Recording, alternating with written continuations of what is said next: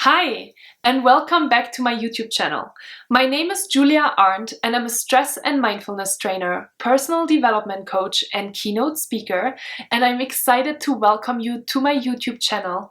Today we are going to speak about the difference between an HSP, a highly sensitive person, and an introvert.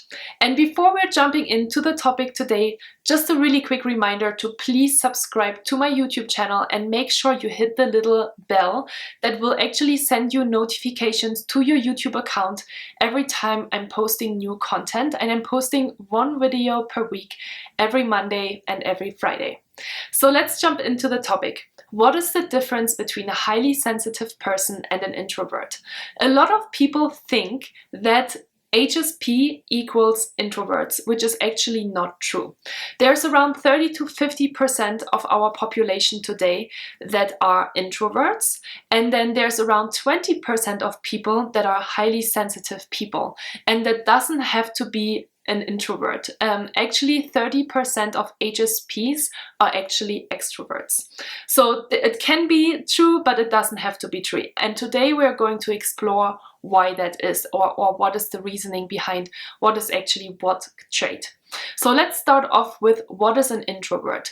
And maybe you are an introvert yourself, maybe not.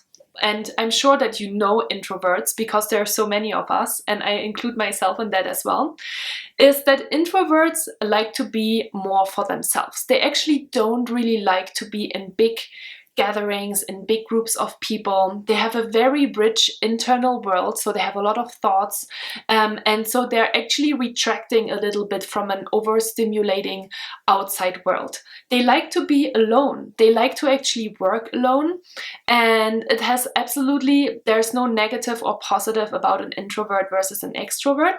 It's just a personal preference of what we are enjoying to do. And on the other hand, a highly sensitive person has actually an increased sensitivity of their own nervous system. So what that means is that highly sensitive people actually have the capacity to feel more, to smell more, to hear more, to have an increased sensitivity to touch and to smell and to sounds and to temperature, for example, as well. And it's really, really important to know that, because highly sensitive people, it's actually a genetic, it's something that's happening in their brain, that they just have an increased awareness that some people just don't have. And again, there's no bad or good, like, you know, every trait, every personality trait, every characteristic trait has its advantages and disadvantages, and highly sensitive people is just one of them. So they are actually able to really relate to other people. They can feel what they feel. So if they're hearing a story, for example, they have the capability to actually relate to the story and feel it in their own bodies. And it's really fascinating. It's a really fascinating personality trait for myself, because I am a highly sensitive person myself, and I didn't know for the longest period of time that something like that even exists. I had absolutely no idea.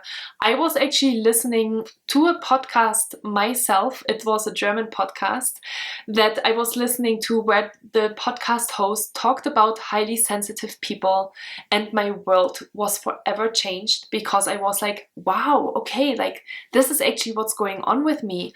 Because one of the things that is happening when you are a highly sensitive person is that you can get really quickly overstimulated by your external world, because you just have that higher capacity, that higher sensitivity to all these different things from the outside world. And so your nervous system is overstimulated, and you can actually have increased levels of stress, and you need longer time to actually decrease them, right? Because your nervous system is so overstimulated that you need more time to actually decrease.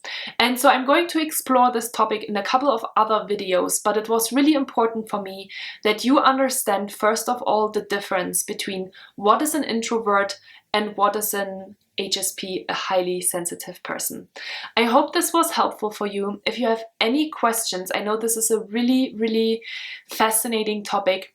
please let me know. I'm more than happy to answer any of your questions, and also make sure to check out the other videos that I have on highly sensitive people. Thank you so much for checking out this video. With gratitude, Julia.